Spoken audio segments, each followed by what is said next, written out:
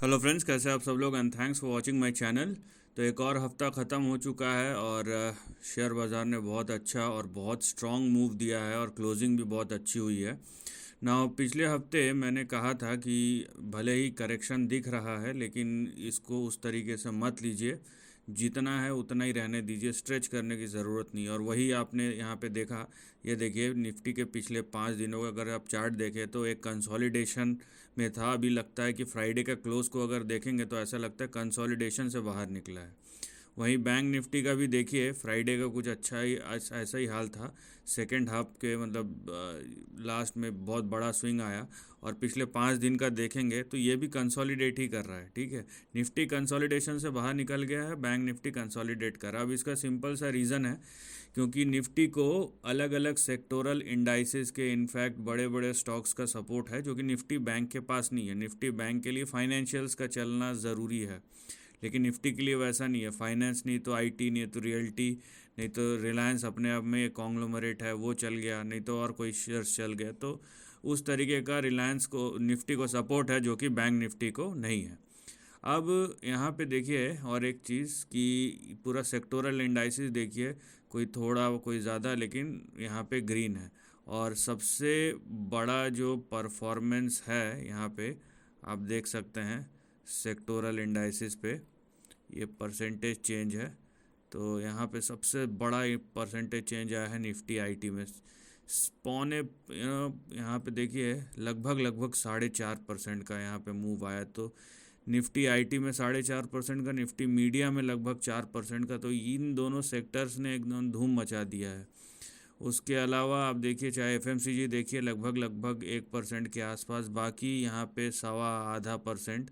और Nifty realty भी 1.16%। तो यहाँ पे बहुत ही अच्छे जो 2-3 सब सेक्टर चले हैं, हर एक सेक्टर ने ग्रीन में परफॉर्मेंस दिया है, लेकिन उसमें से कुछ 2-3 सेक्टर है उन्होंने बहुत ज़ोरदार परफॉर्मेंस दिया है और लेफ़्ट राइट सेंटर रैली हो रहा है। और ये जो रैली है ये ग्लोबली लिंक्ड है एक तरीके से। ठीक है, क्योंकि आप अगर देखेंगे मार्केट को, ग्लोबली लिंक्ड मार्केट है।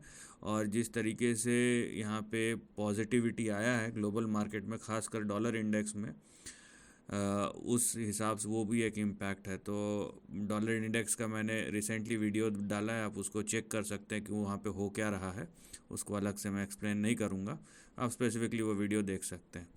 एनीवेज, तो जैसा कि मैंने कहा था निफ्टी में खासकर कि ये करेक्शन को आप करेक्शन या नियर टर्म करेक्शन ही रहने दीजिए, उसको स्ट्रेच करने की ज़रूरत नहीं है।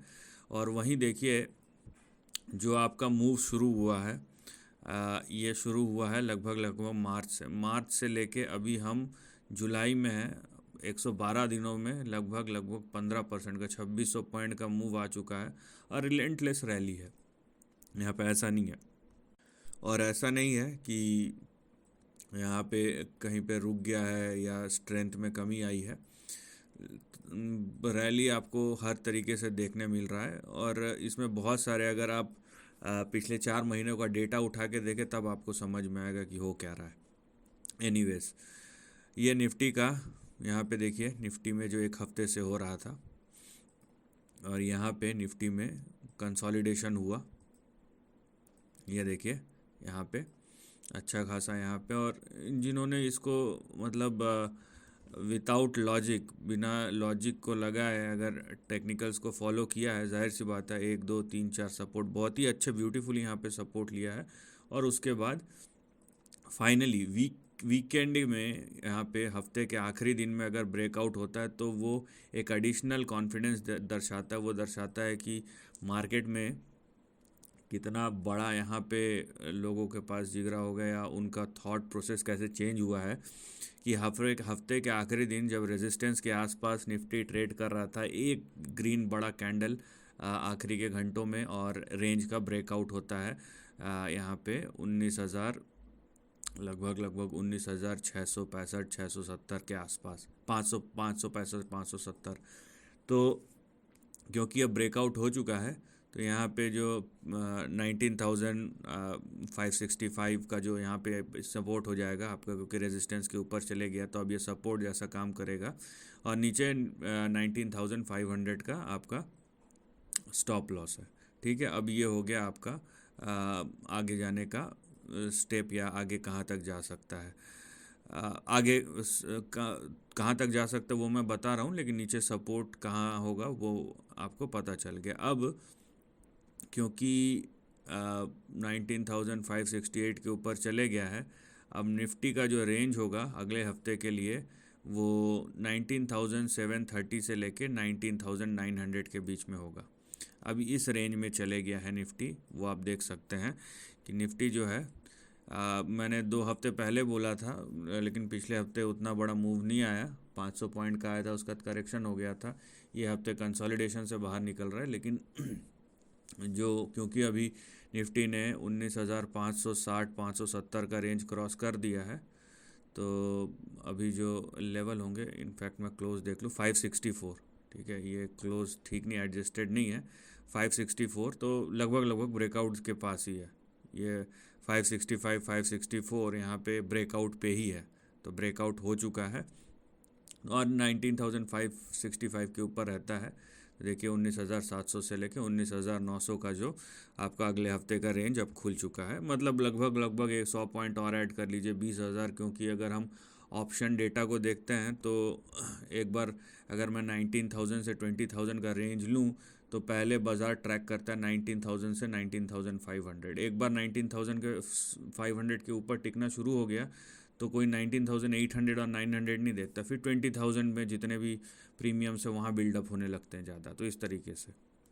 अब यहाँ पे देखिए बैंक निफ्टी, जो निफ्टी के पास सपोर्ट था वो बैंक निफ्टी के पास नहीं है, लेकिन उससे कोई फ़र्क नहीं पड़ता क्योंकि जब पूरा बाज़ार चल रहा है तो बैंक निफ्टी भी चलेगा। ठीक है, यहाँ पे बात यह है कि कितना समय और लगाता है वो वाली बात है, लेकिन जो भी है बहरहाल यहाँ पे अगर आप बैंक निफ्टी को देखें ये कंसोलिडेशन में है, करेक्शन स्लैश कंसोलिडेशन, यहाँ पे आप जो बोलना चाहे बोल सकते हैं। और हम बैंक निफ्टी को कुछ इस प्रकार से देखेंगे। ठीक है, यहाँ पे देखिए आप कि बैंक निफ्टी को किस प्रकार से देख सकते हैं हम, और इसमें कोई इस ट्रेंड में कोई बुराई नहीं है कि करेक्ट हो रहा है। देखिए बैंक निफ्टी नहीं, आप देखिए कि कब से करेक्ट हो रहा है और कितना करेक्ट हुआ। देखिए यहाँ पे चार्ट को मैं जूम कर दूंगा तो बड़ा करेक्शन दिखेगा, चार्ट को अगर जूम करके छोटा कर दूंगा है ना, तो जूम इन कर दूंगा तो छोटा दिखेगा, जूम आउट कर दूंगा तो बड़ा दिखेगा। तो वो रिप्रेजेंटेशन में आप मत जाइए कि कैसा दिख रहा है। जो आपका रेंज है या जो लेवल्स हैं उसको अगर आप देखेंगे तो कुछ इस तरीके से यहाँ पे करेक्शन या कंसोलिडेशन आप बोल सकते हैं हो रहा है बैंक निफ्टी में, और मैं बोलूँगा ये बहुत पॉजिटिव है। उसका रीज़न ये है कि अगर आप ओवरऑल ट्रेंड को देखें तो ये देखिए आप किस तरीके का अपसाइड है, और उसमें आपको दिख रहा है एक यहाँ पे पैटर्न जैसा यहाँ पे आपका बना है डाउनवर्ड चैनल, और एक बार इसके ऊपर ब्रेकआउट हुआ तो अपसाइड फिर से शुरू होगा।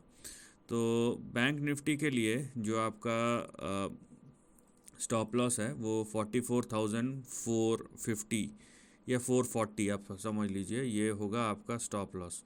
तो 44,000, इसको थोड़ा सा मैं अपने हिसाब से एडजस्ट कर देता हूँ लेवल्स को, हाँ यहाँ पे 44,400 समझ लीजिए, ये आपका सपोर्ट लेवल होगा, इसके नीचे नहीं जाना चाहिए।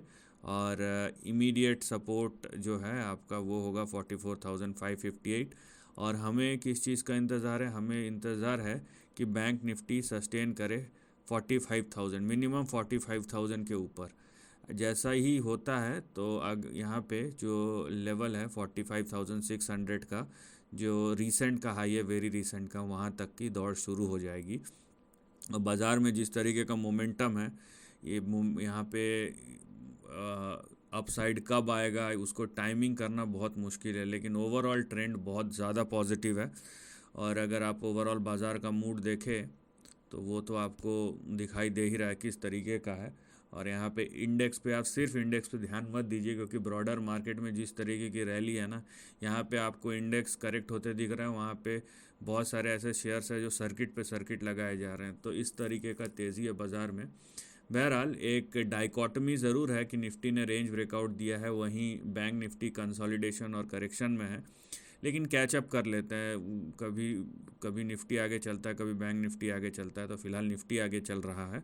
लेकिन बाज़ार का जो ओवरऑल स्ट्रक्चर और ट्रेंड है वो बहुत स्ट्रांग है, और ये रैली अभी ख़त्म नहीं हुई है, ना तो कोई उसके इंडिकेशंस है। जब ख़त्म होगा तब देखा जाएगा, लेकिन ऐसा कुछ भी नहीं है, ये वेरी शॉर्ट टर्म पॉज है।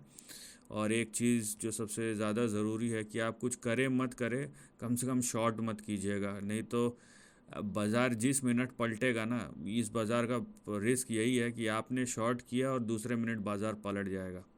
यह है शॉर्ट। तो ये उनके लिए है जो एफ एंड ओ करना चाहते हैं, इंटरेस्टेड हैं, नए हैं, उनके लिए, प्रोफेशनल्स को पता है। लेकिन ऐसा रिस्क मत लीजिए जो आपके समझ के बाहर है, क्योंकि वो आपके लिए बहुत ज़्यादा खतरनाक हो सकता है। So this is the end of the video. Thanks for watching.